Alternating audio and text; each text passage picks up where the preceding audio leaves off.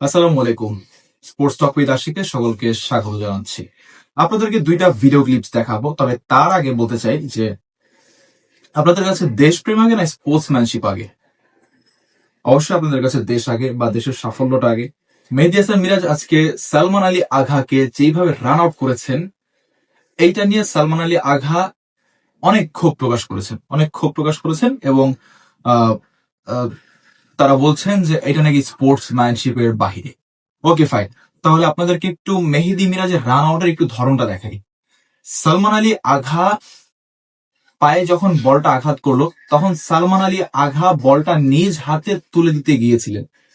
প্রথমত, এটা কোনো পাড়ার ক্রিকেট না যে আপনি বোলারকে নিজ হাতে বল তুলে দিবেন। এটা একটা ইন্টারন্যাশনাল ক্রিকেট। আপনি এই কাজ করে অন্তত নিজের প্রফেশনালিজমটা বাদ দিতে পারেন না। আপনি প্রফেশনাল না ক্রিকেটের ভিতরে। আপনি যদি প্রফেশনাল হতেন, একটা ইন্টারন্যাশনাল ম্যাচে এইভাবে বলটাকে তুলে এক বোলারকে আপনি দিতে পারতেন না। আপনি বাহিরে দাঁড়িয়ে রয়েছেন, আপনি বল তুলে দিতে গিয়েছেন, সেখান থেকে মেহেদী মিরাজ বলটা নিয়ে স্টাম্পে থ্রো করেছে। এইটা যদি স্পোর্টসম্যানশিপের বাহিরে হয়, তাহলে 2022 সালে টি-20 বিশ্বকাপে বা বাংলাদেশ পাকিস্তান ম্যাচে সাকিব আল হাসানের উইকেটটা কি ছিল?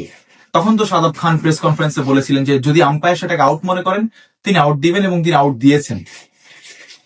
আমরা একটু প্রথমে সাকিব আল হাসানের একটা ছবি অথবা ক্লিপস আপনাদেরকে দেখাচ্ছি।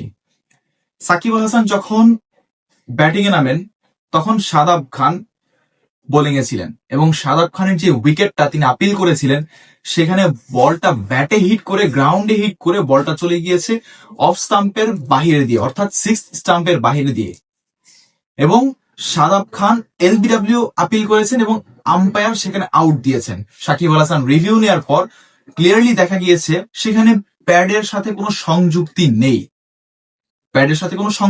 বল ব্যাটে হিট করে, গ্রাউন্ডে হিট করে, তারপর গিয়ে চলে গিয়েছে টার্ন করে। সেখানে যদি সেটা আউট হয়, সেটা স্পোর্টসম্যানশিপের বাহিরে না হয়, তাহলে আজকে সালমান আলী আঘাকে করা এই রান আউটটা এটা কিভাবে স্পোর্টসম্যানশিপের বাহিরে? তাহলে কি আপনারা আপনাদের বেলায় এক জিনিস প্রমোট করবেন, আপনাদের বিপক্ষ দলের বেলায় কি আরেক জিনিস? অস্ট্রেলিয়ার এগেইনস্টে পাকিস্তানের এক ব্যাটার রান আউট হয়েছিলেন, বাবর আজম খুব সম্ভবত। তিনি বলটা হিট করার পর বল বাউন্ডারি লাইনের কিছুটা দূরে থেমে গিয়েছে, এবং বাবর আজম সেটাকে 4 মনে করে দাঁড়িয়ে রয়েছে ক্রিজের মাঝখানে। সেখান থেকে অস্ট্রেলিয়ান এক ফিল্ডার বল কুড়িয়ে ফেরত পাঠায় এবং ম্যাথিউ ওয়েড রান আউট করে দেন। এটাকে আপনি স্পোর্টসম্যানশিপের বাহির বলবেন?